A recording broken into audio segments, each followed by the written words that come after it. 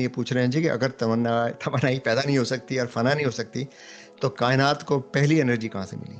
या I think ये question बहुत अच्छा है। तो इसमें एक प्रॉब्लम ये है कि ना, क्वेश्चन में प्रॉब्लम नहीं है, इसके आंसर में प्रॉब्लम ये है कि हमें एग्जैक्ट अंडरस्टैंडिंग नहीं है इसकी कि बिग बैंग के ऊपर क्या हुआ था। तो मैं आपके राइट। क्वेश्चन का आंसर टोटली नहीं दे सकता, मैं सिर्फ स्पेकुलेट कर सकता हूँ कि क्या हुआ होगा। तो अब अगर तो ये है कि अब एक बात जो है वो जो ज़्यादातर लोग इसको एक्सप्लेन करने की कोशिश करते हैं ना, वो करते हैं क्वांटम फ्लक्चुएशन से। तो क्वांटम फ्लक्चुएशन का मतलब ये है कि सपोज करो कि आपके पास एक ऐसी स्टेट है जिसके अंदर एनर्जी जो है वो जीरो है, ठीक है। लेकिन क्वांटम मैकेनिक्स की वजह से होता ये है कि एनर्जी जो है ना वो उसके अंदर अगर वो जीरो है, उसकी एक्सपेक्टेशन वैल्यू यानी कि उसकी एवरेज वैल्यू जीरो है, राइट। लेकिन उसका मतलब राइट। ये नहीं है कि एनर्जी हमेशा जीरो रहेगी, ठीक है।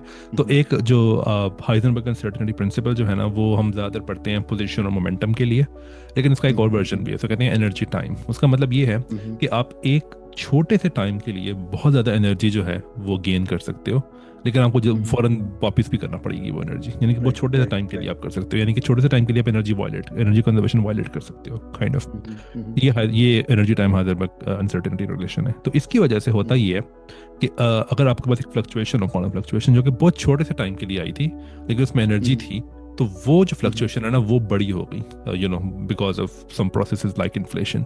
लेकिन अगेन ये स्पेक्यूलेशन है, बिग बैंग के ऊपर जो फिजिक्स है वो सेटल्ड नहीं है अभी, ठीक है। डिफरेंट लोगों की डिफरेंट वो हैं, क्या कहते हैं, proposals. For example Roger Penrose का एक प्रपोजल है जो कि मुझे इतना पसंद नहीं है, वो ये है, उसको कहते हैं सीसीसी, कन्फर्मल सिक्लिक कॉस्मोलॉजी, जो कि ये कहता है कि यूनिवर्स जो है वो बड़ी होती है, फिर छोटी होती है, लेकिन कभी सिंगुलैरिटी पे नहीं जाती, लेकिन उससे पहले दोबारा बड़ी हो जाती है। तो ये जो दोबारा बड़ी हुई है ना, ये बिग बैंग है। इसका मतलब ये है कि जो इसके अंदर एनर्जी आ रही है वो दरअसल पिछली जो यूनिवर्स थी ना वहाँ से आ रही है, इसको ईऑन कहता है, वो पिछले ईऑन से आ रही है। फिर एक और प्रपोजल ये है कि जो यूनिवर्स है वो दरअसल एक यू नो एक यूनिवर्स नहीं है, मल्टीवर्स है। तो फिर उसमें ये होता है कि ये जो यूनिवर्सेस हैं डिफरेंट, वो वहाँ पे क्रिएट होती हैं जहाँ पे जो इन्फ्लेशन है, जो कि फैलाव था यूनिवर्स का, वहाँ वो इन्फ्लेशन खत्म हो जाती है और जो एक्सपेंशन ऑफ यूनिवर्स है वो थोड़ी सी कम हो जाती है। फिर अब वहाँ पे एक क्वेश्चन पूछ सकते हो कि ओके, तो इन्फ्लेशन जो स्टार्ट हुई थी स्टार्ट में, वो कैसे हुई थी, या वो उसके बारे में हमें नहीं पता अभी तक। फिर एक और जो प्रपोजल है वो ये है कि स्ट्रिंग थ्योरी के अंदर ना एक्सटेंडेड ऑब्जेक्ट्स होते हैं, मेम्ब्रेन्स लाइक, उनको कहते हैं ब्रेन्स। तो ये जो बिग बैंग था वो दरअसल दो ब्रेन्स का कोलाइड होना था, और जो जब वो कोलाइड हुए तो उनके बीच में जो स्पेस थी वो 3 डायमेंशनल स्पेस थी और 1 डायमेंशन ऑफ टाइम थी। तो वहाँ वो दरअसल हमारी यूनिवर्स इन दो ब्रेन्स के टकराव से आई है। तो एनर्जी कहाँ से आई है? इन ब्रेन के टकराव से आई है। तो अगेन ये भी एक प्रपोजल है।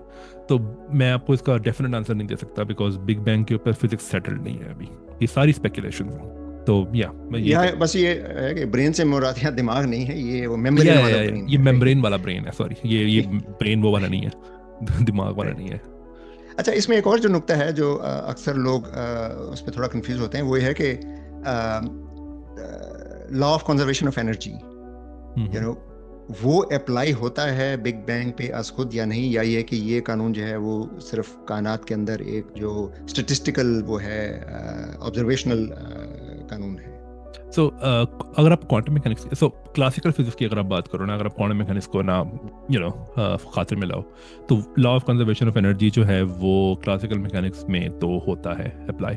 अच्छा, ये जो लॉज है ना, कंजर्वेशन लॉज, जैसे कि law of conservation of momentum ले लो या एनर्जी ले लो फॉर एग्जांपल, इसके बारे में ना एक डीप अंडरस्टैंडिंग हमारी आई थी 20th सेंचुरी के अंदर। एक फिजिसिस्ट थी, मैथमेटिशियन थी एक्चुअली, वो, उनका नाम था एमीन नॉइदर। उनकी एक थ्योरम थी, उससे हमारी अंडरस्टैंडिंग बहुत डीप हुई थी। और अंडरस्टैंडिंग ये थी कि जो जितने भी कंजर्वेशन लॉज है ना, ये दरअसल सिमिट्री से आते हैं। अगर आपके पास एक सिमिट्री है ना सिस्टम की, तो उस सिमिट्री के कॉरेस्पॉन्डिंग एक कंजर्वेशन लॉ भी होगा।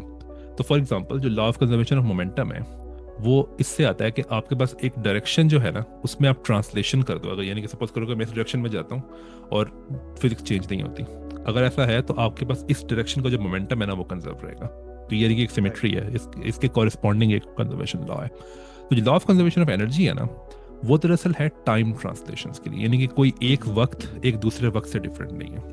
तो अगर ये सिमेट्री आपके पास है ना, कि अगर आप टाइम में आगे चले जाओ तो फिजिक्स चेंज नहीं होती, स्टेट चेंज हो सकती है। मैं यही कह रहा कि यूनिवर्स सेम रहेगी, क्योंकि यूनिवर्स का सेम हो या होना या ना होना, वो ये है कि यूनिवर्स की स्टेट चेंज हो गई है, लेकिन लॉज ऑफ फिजिक्स सेम है हर टाइम के ऊपर। अगर तो ये बात सच है तो इसका मतलब है कि आपके पास ये टाइम ट्रांसलेशन इनवेरियंस है, इसको कहते हैं, ये सिमेट्री है टाइम ट्रांसलेशन में।